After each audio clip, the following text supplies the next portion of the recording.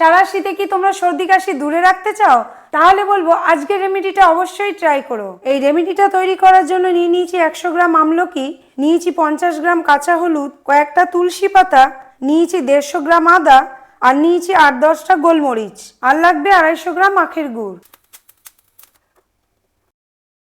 সব আমি কুচি কুচি করে কেটে নিয়েছি। এবার একটা মিক্সি জারেতে দিয়ে এর একটা ফাইন পেস্ট করে নেব।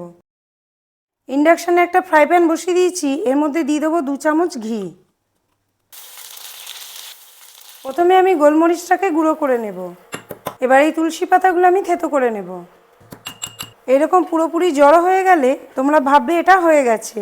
প্রথমে দিয়ে দেবো গুড়, এবার দিয়ে দেবো গোলমরিচ। এটাকে আমি আমার হাতের মধ্যে নেব, নিয়ে রসটা দিয়ে দেবো। এবার সব জিনিসগুলোকে আমি আরেকটু ফুটিয়ে নেব। তো এটা পুরোপুরি ঠান্ডা হয়ে গেছে। এবার আমি কাচের বয়ামে এটাকে ঢেলে নেব।